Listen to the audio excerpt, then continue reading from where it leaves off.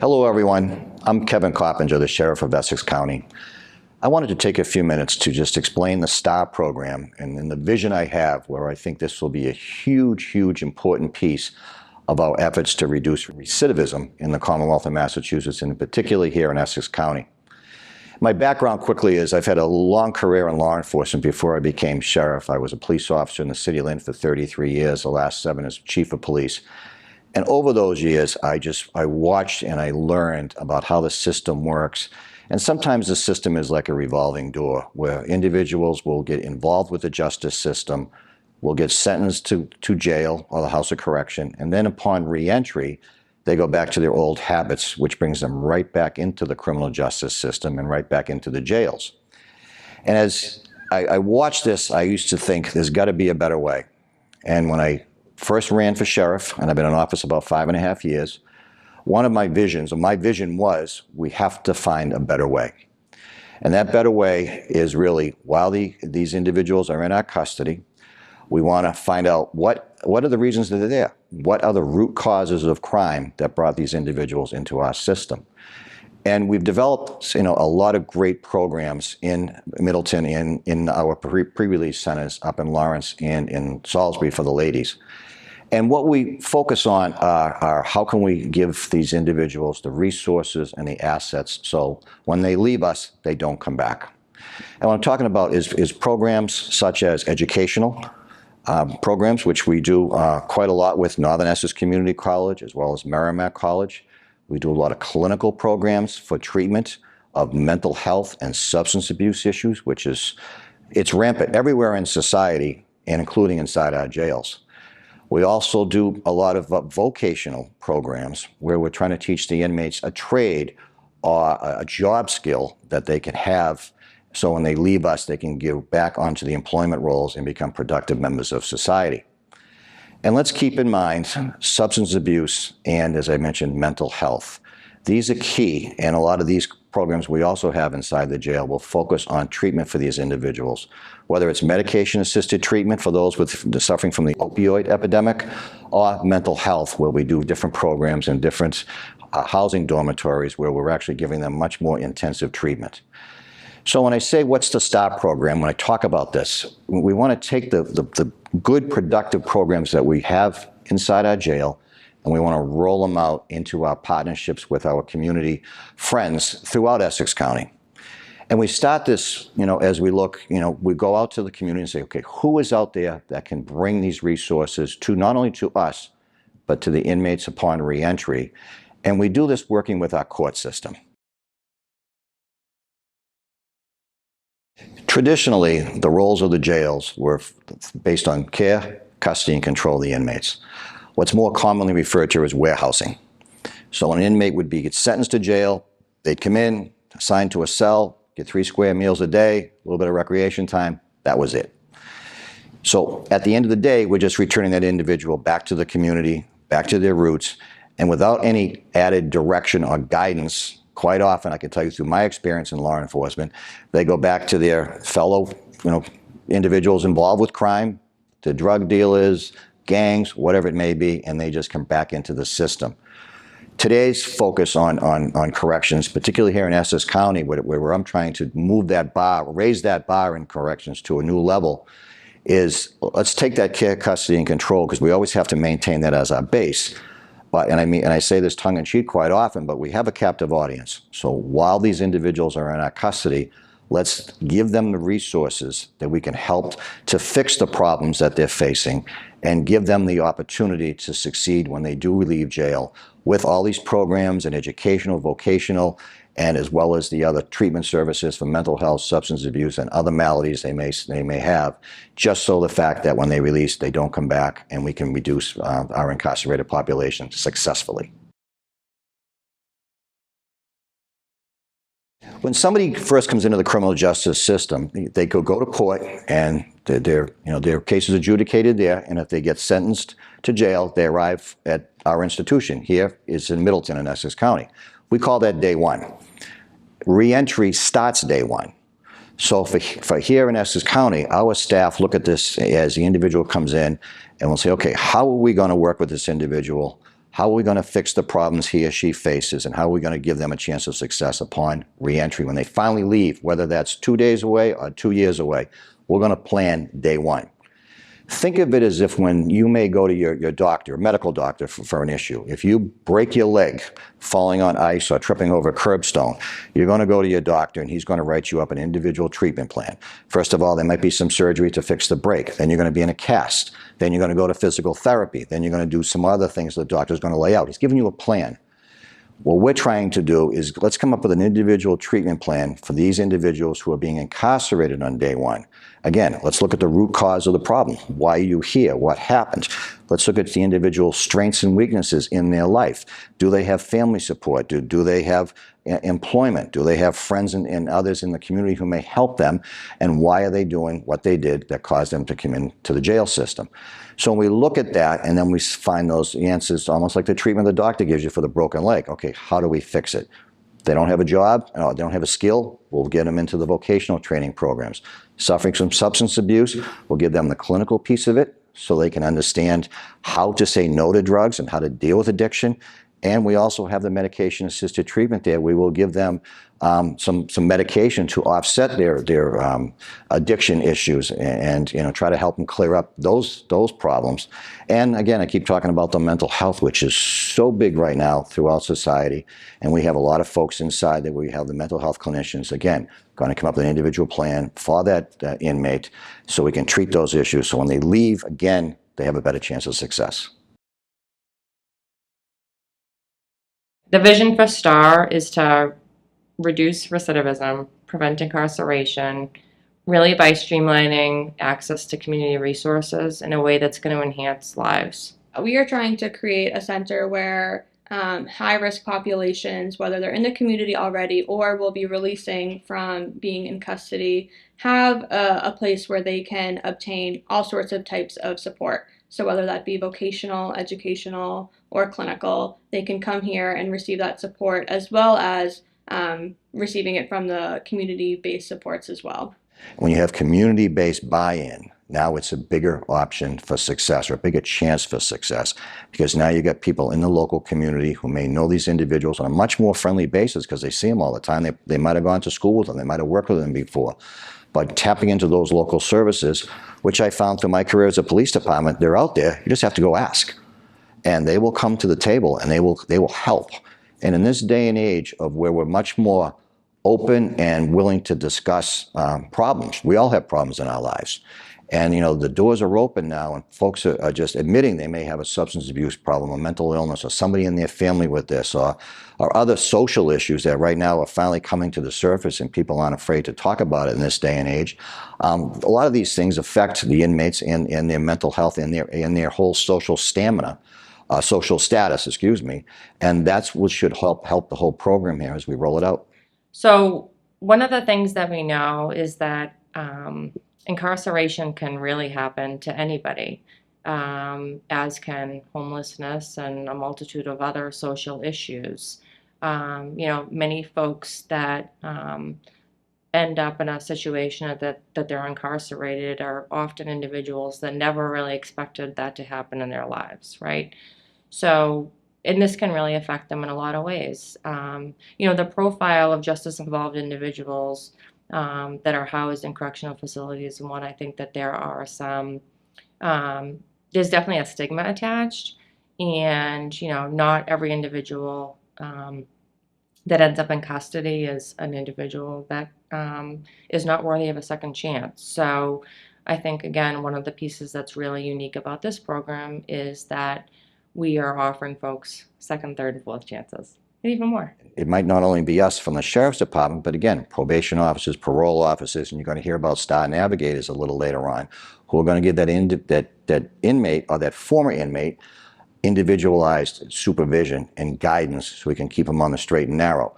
We do all this, hopefully we can impact crime in our communities by a reduction in that, which will make our communities a safer place for all, as well as, like as I said before, returning the individual to become a productive member of society. It's going to help a lot of people. So justice-involved men and women living in Essex County, This may be folks that are coming out of any of our jails or houses of correction or state facilities, folks that are justice involved already living in communities that may need support. So really the only qualifying piece is that folks are justice involved. But there are people in jail that are the lower level crimes, what we call lower risk, that they've had some bumps in the road and they have had some, some bad times. So we're going to give them the services that they need and try to fix all the problems that they have. So when they get back to the communities, they can, as I said before, they can reunite with family, friends, employment, and get back into the programs that we have now with community-based. So when we have somebody that's eligible for STAR, let's start with one option. Option A would be someone's getting released from jail. So when they get released, it could be on probation or it could be on parole.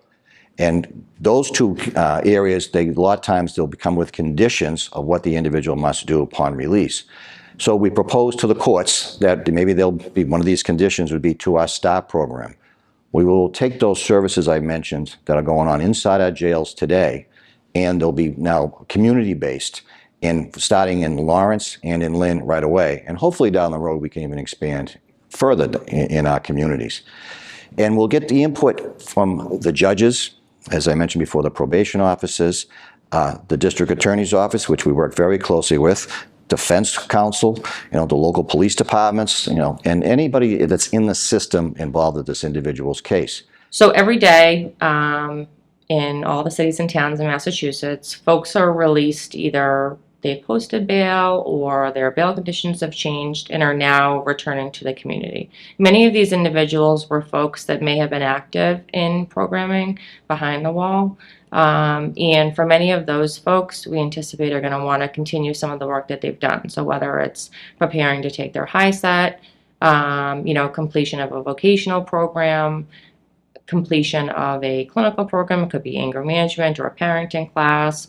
So really we expect to be able to help folks connect that have, I would just say untimely kind of discharges and speedy returns to the community that are not as predictable.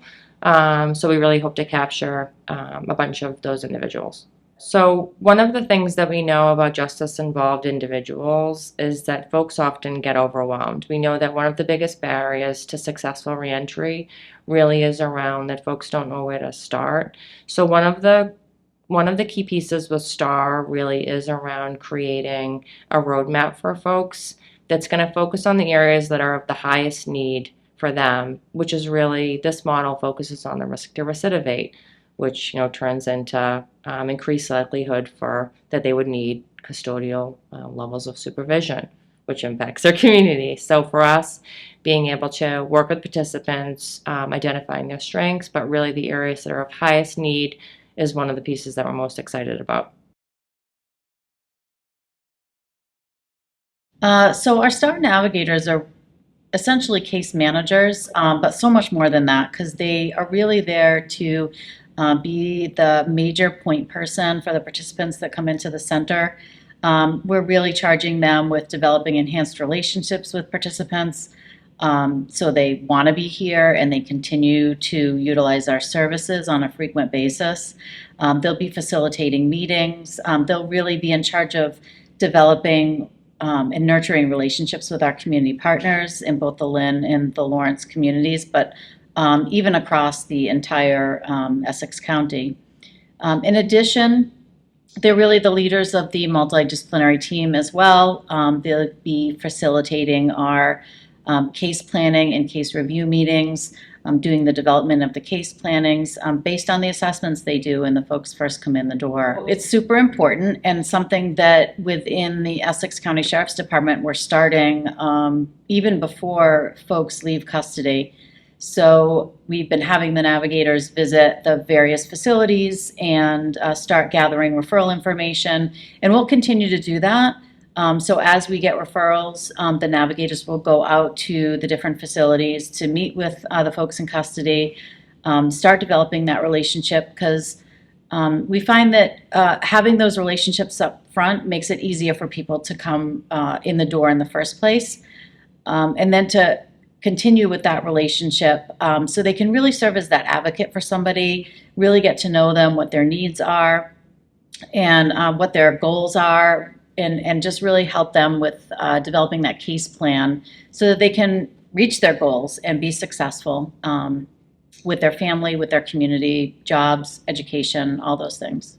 So using the electronic record, we'll be developing case plans that have really broad overarching goals, but then monthly developing small, really baby step objectives to help the participant reach those goals and experience success along the way. So we want to make sure that we're setting really small, measurable steps for people to meet so that they feel successful and will continue on their journey. We will use that risk assessment to determine a general timeline of what we think would be beneficial for them to be in our program. So if based on their assessment, it will determine how short or how long they will stay with us. But things change, situations happen where we encounter bumps in the road, and that may cause somebody to have to stay longer with us because we're not comfortable with where they're at, and maybe they're not comfortable quite yet either, and they still think that they would benefit from having a little bit more social supports with us at the center. So one of the biggest impediments that we know is that a single detention or a stay inside of a jail or prison it immediately impacts your employability. So that is really a primary one. We know that when folks are removed from their communities, it impacts their families in negative ways. Their ability to support themselves, the ability to return to their job, which they may have had, as well as any of the other issues, substance use issues, mental health concerns, history of trauma, and really their ability to navigate life in their community in a successful way. They face so many different adversities as soon as they release. They might not even have a cell phone when they release, so they don't have the opportunity to reach out for help if they need it. So what we're trying to do is before participants are releasing from one of our facilities, we are creating that relationship while they're still in custody by going inside the walls to meet with them, create that rapport already so that when they do release, they have a relationship that they can build off of while they're in the community. So the purpose of this being is the individuals will be sent to the STAR program, and the STAR program is built with some versatility and options. So the individual, maybe they work days, we can have some evening programs. Maybe they work at night, we'll have day programs. But we're looking to tailor-make a treatment plan for each individual based on what I mentioned a few minutes ago about why are they here, how did they get involved with the system, and find a plan that will get that individual back on track to be a productive member of society. Now the second half of STAR, the other option how to get involved, is really with pre-incarceration. I know through my career as a police officer and now with the sheriff's office and in my conversations with many of the judges, quite often there'll be an individual in front of a judge that the judge has to sentence them to whatever it may be. And maybe that individual is on the bubble. Maybe he or she should go to jail, maybe he shouldn't. The judge might be looking for some other options. So we want to lay all this out for the judges and say, okay, and maybe in lieu of incarceration, this person is a low-risk individual, and maybe they can get assigned to STAR through probation again. That way, the individual is not coming to jail. It helps reduce our incarcerated population in the Commonwealth, which obviously saves money. But more importantly, it gives the individual involved another option to succeed. And that individual will go to STAR, follow with our programs that you're going to learn more about from some of the other speakers coming up. But that way they have this whole variety of options at their leisure that they can use under guidance from us and some of the experts that we're bringing in as our resources. Because frankly, we're law enforcement folks. We know how to do our job in the law enforcement community, but when you're dealing with education and some of the clinical issues that the folks have to have addressed, we're bringing in the experts, again, particularly from Northern Essex Community College and Spectrum, who's going to handle a lot of our clinical issues with the folks that may need it. A flexible schedule is really crucial to the success of the program. It's really around, just for anyone that's listening to this right now, to imagine adding an additional condition to your life. So even just to imagine adding an additional sport to your child's schedule. So it's really around being able to offer people a realistic opportunity to engage in services. So the STAR program will offer a really flexible schedule to include evening programming. So we know that many of the individuals that are going to be referred to STAR have daytime jobs or daytime responsibility, whether it's childcare, school, or other things that may prevent them to, accessing some traditional types of community resources. So to be able to offer some evening hours and a flexible model is hugely important to the success and the ability for participants to access. We really want to work on building confidence, creating healthy and pro-social supports in the process. And a lot of the participants that we'll be dealing with don't have any pro-social, positive, healthy relationships or situations, that they have in the community. So by doing that step by step in small steps, it makes it a lot easier. As they're reaching these steps, they can kind of celebrate those things between the two of them, and bring that to our case reviews and bring that to our community partners to demonstrate that folks are really making progress along their way. So what really makes STAR unique is the ability to offer participants a flexible schedule and work with a multidisciplinary team.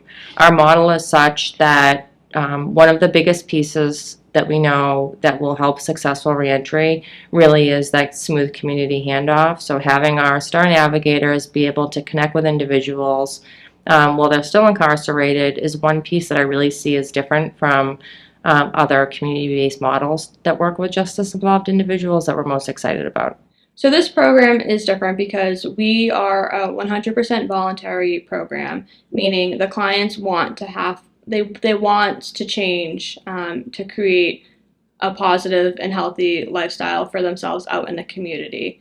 It's also different because we are working with all different types of agencies, whether it's clinical, vocational, or educational, to create an individualized case plan to address those need areas of clients. I think that we really touch them personally. I think that our hope is it's something that they'll go into the community and talk about, that we've really made a positive impact and change. And I think about sustainability. So we're not going to necessarily see all the fruits of our labor. We're just kind of planting seeds here. We're going to be working with folks for a very short period of time. I mean, anywhere from 3 months, 6 months, 9 months, but in the grand scheme of things, that's not a lot of time. So we're really hoping to plant those seeds for sustainability, get them connected to their community in a way that's going to be most helpful for them. But it would be wonderful to see people come back and celebrate, again, ongoing success with us, perhaps serve as a peer leader or a peer mentor, maybe develop some sort of alumni where people can really come back and tell their story and give hope to the next participants that are coming in the door. When I talk about our community partners and reaching out to these folks, there's a whole wide range of agencies and companies out there that are willing to come to the table. I mentioned one before, actually I mentioned a couple before, Northern Essex Community College, North Shore Community College. When you talk about educations, there's even smaller programs in some of the cities and towns that are willing to come out. Faith-based communities. These are groups that honestly, I was amazed at as they popped up over the last couple of decades in cities and towns. A lot of them are just storefront churches that you might see in your local downtown area. Through my experience, just knocking on their doors and bringing them to the table, these folks are more than willing to help other individuals. When you look at employers, when we have our employment training and we do a lot of work release and a lot of job skills so the individuals can go to work, the employers will come to us and then they will hire some of the individuals to go back into the community and work with them, because right now a lot of people are having trouble finding people to work for them. We've engaged workforce development companies in the county. We've engaged community health centers that are there at the table willing to come out. A lot of social service, private entities and public entities will come to the table, particularly to help with the substance abuse and mental illness, which I've mentioned many, many times. but there's so many resources out there that'll do it. Local Narcotics Anonymous meetings, local Alcohol Anonymous meetings. Cities and towns will step up to do it. Local police departments, you may not know this, they have huge collaborations amongst themselves. They monitor the opiate epidemic in their communities. They don't want folks overdosing. One thing about the coronavirus pandemic over the last 2 years, it's overshadowed all those overdoses we were all counting for the last decade to 15 years prior to the advent of Corona 2 years ago. Police departments are still on top of this. We work with these police departments on a daily basis. Outreach to get individuals that are on that bubble that may start or may be using too much of these opiates, and they're going to overdose and die. Nobody wants to see that. These folks are all with us. In these community outreach, Essex County Community Outreach Program up in the North Shore, with a lot of the police departments up there, they're willing to work with us. We share data all the time and exchange thoughts and ideas. I know in Lynn, there's a great program with the behavioral health unit that's embedded with the police department out there that works with local patrol officers identifying individuals in their community on their patrol routes who are suffering from behavioral issues. Come to the table. A lot of it is preemptive strikes. If you know an individual might be, falling off his game and, maybe not on their medications, a lot of times these police officers will come up and they'll say, okay, we know, so-and-so and so-and-so, we'll get them right into the clinicians immediately before the handcuffs have to go on, before they get into the jail system. A lot of public and private employers are willing to work with us here. There's just a whole variety of folks that are willing to come to the table, and that's why I say it's so important to be community-based. But we're also reaching out to each city and town, and what resources do you have in your communities that you can bring to the table with us, and that will help us, better serve the inmates. Again, with the overall goal of having them stay with their families, stay with their employment, become productive members in society, or if they're coming out of jail, we want to return them to those unions so they can have those supports and services, and therefore they don't come back to the criminal justice system. 911 calls aren't being made to local, police departments. The courts aren't, getting folks that are going to be, again, recidivating, coming back into the system, and hopefully we have some success. It is a monumental task. We know that. There's a lot of work we need to do. There's a lot of efforts we need to put in. Believe me, we have done our homework in how to build this program. We're ready to roll. We're energetic about it.